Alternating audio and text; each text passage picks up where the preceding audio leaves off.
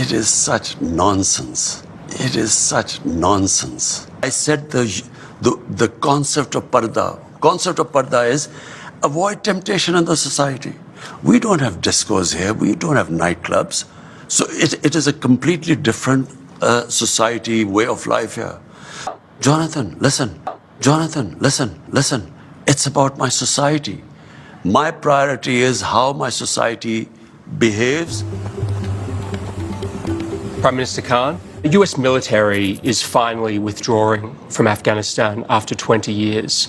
Are you happy about that? Happy in one way, because there was never going to be any military solution in Afghanistan. Anxious that they are leaving. Without a political settlement, there's a possibility of civil war. What would a political settlement look like in your mind? A political settlement in Afghanistan would mean a sort of a coalition government, a government from the Taliban side and the other side. There is no other solution. Do you think the Americans made a mistake by saying we're getting out by September the 11th? Difficult, they have got themselves in such a big mess. They had to give some sort of time frame. But at the moment they gave a time frame, Taliban would have considered that a victory. How do you feel about the prospect of the Taliban effectively controlling Afghanistan? Are you happy to welcome them into the community of nations? As far as Pakistan is concerned, whoever represents the people of Afghanistan, we will deal with them. But what if they're not democratically elected? Does it not concern you on some level that this group of people is accumulating power right next door to you?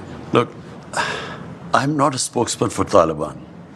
For me to say, what they are doing or what they shouldn't be doing is pointless. In case Taliban go for an all-out victory, there is going to be incredible amount of bloodshed.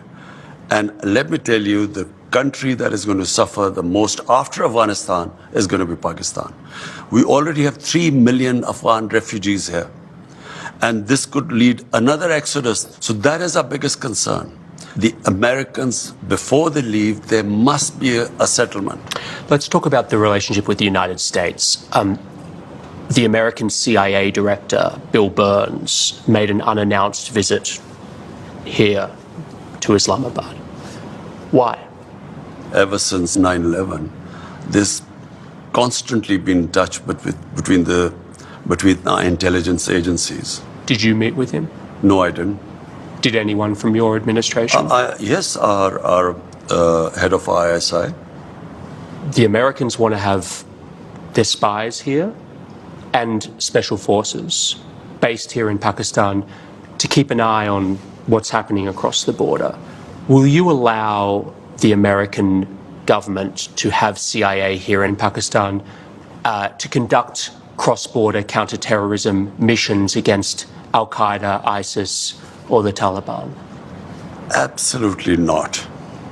There's no way we're going to Seriously? allow any bases, any sort of action from Pakistani territory into Afghanistan. Absolutely not.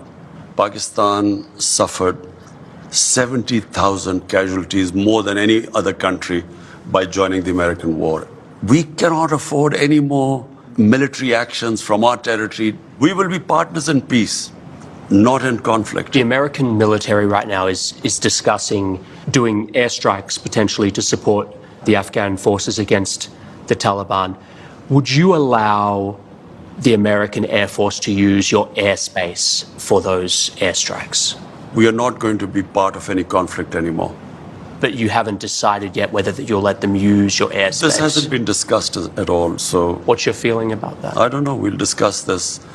Why would the Americans be using bombing Afghanistan after it hasn't worked for 20 years? Why will it work again? Have you spoken to Joe Biden since he took office? No, I haven't. Is there a reason for that? Whenever he has time, he can speak to me. But at the moment, clearly, he has other priorities. What would you say to him if you had a meeting with him? The US has a big responsibility. Most powerful nation in the world. This is almost 1.4 billion people living in the subcontinent. We are held hostage. One dispute in Kashmir, a disputed territory According to the United Nations Security Council resolutions, there should have been a plebiscite for the people of Kashmir to decide about their own future. That has never taken place. It's festering. It can easily, if the Americans have the resolve, the will, this can be sorted out. Intelligence analysts say that Pakistan has the fastest growing nuclear arsenal anywhere in the world. I don't Why? think, I don't know where they've come up with this. Pakistan's nuclear arsenal is simply as a deterrent to protect ourselves. But you're growing it, not shrinking it. I'm not sure whether we are growing it or not because, Really? as far as I know, our nuclear, the only one purpose, it's not an offensive thing. Any country which has a neighbor 7 times the size as Pakistan has would be worried. Is your goal vis-a-vis India and Pakistan nuclear disarmament? I'm completely against nuclear arms. I always have been. We've had 3 wars against India. And ever since we've had nuclear deterrent, we have had no war between the two countries. We have border skirmishes, but we've never faced war. The moment there's a settlement on Kashmir, I believe the two neighbors will live as civilized people. We will not need to have these nuclear deterrents. Last year, you wrote an open letter to leaders of Muslim states asking them to unite against Islamophobia, particularly in the West. Why did you feel the need to write that public letter? The problem is there's this big communication gap between the Islamic world and the Western societies. It happened after 9/11 when the word Islamic terrorism came into currency. The moment you say Islamic terrorism, the man in the street in the West thinks that there's something in Islam which leads to terrorism, or Islam causes radicalism. After 9/11, any time some terrorist act went on where a Muslim was involved, the entire 1.3 billion Muslims started becoming targets. Just across your border in Western China, the Chinese government has imprisoned more than 1 million Uyghur Muslims in re-education camps. The Chinese government has tortured Muslims, forcibly sterilized them, and they've destroyed mosques in Xinjiang and also punished Muslims for fasting, praying, even giving Muslim names to their children. Prime Minister, why are you so outspoken about Islamophobia in Europe and the United States, but totally silent about the genocide of Muslims in Western China? What our conversations have been with the Chinese, this is not the case, according to them. The evidence is just overwhelming. Whatever issues we have with the Chinese, we speak to them behind closed doors. China has been one of the greatest friends to us in our most difficult times. When we were really struggling, our economy was struggling, China came to our rescue. So we respect the way they are. And whatever issues we have, we speak behind closed doors. How come this is such a big issue in the Western world? Why are the people of Kashmir ignored? It is much more relevant. Compared to what might be going in the Uyghurs, 100,000 Kashmiris have been killed. There are 800,000 Indian troops which have literally, it's an open prison in Kashmir. 9 million Kashmiris are put there. Why is that not an issue? So I think it's hypocrisy. They've been a huge partner to you, China, but on some level, doesn't it make you feel sick to have to be quiet because of all this money they're putting into Pakistan? I look around the world, what's happening in Palestine, Libya, Somalia, Syria, Afghanistan. Am I going to start talking about everything? I concentrate on what is happening on my border, in my country. This is on your border. Which is part of, no, that is part of Pakistan. 100,000 Kashmiris are dying. That concerns me more because half of Kashmir is in Pakistan. This is a grotesquely large human rights atrocity.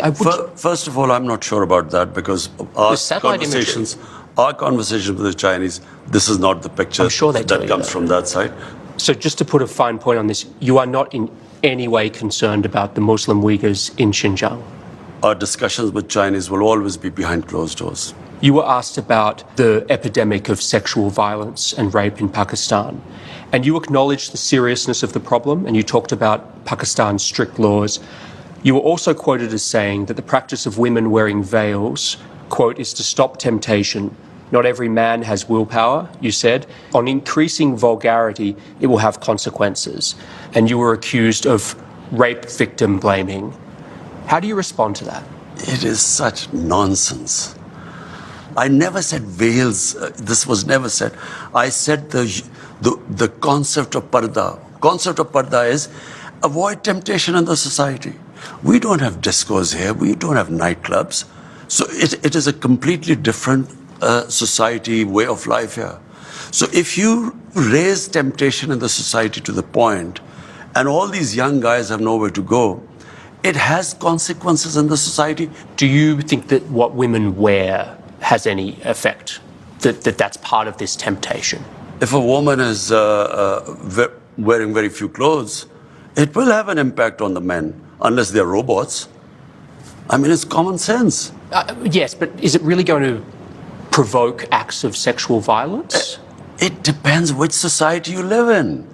If in a society people haven't seen that sort of thing, it will have an impact on them. If you grow up in a society like you, maybe it won't on you. This cultural imperialism, whatever is in our culture, must be acceptable to everyone else. It's not. But forgive me, like, when you were a cricket star, you were seen as a playboy, there were photos of you with your shirts off in your bedroom. Like, Jonathan, it's a bit rich for you to be criticizing this. This is not about me. It's about but you're the messenger. Jonathan, listen, it's about my society. My priority is how my society behaves, what reactions are caused in my society. So when I see sex crime going through the roof, we sit down, we discuss how we're going to tackle this. It is having an impact in my society. We have to do something about it. Thank you so much, Prime Minister. Okay. Really appreciate your time. Jonathan, you did go a bit long about that.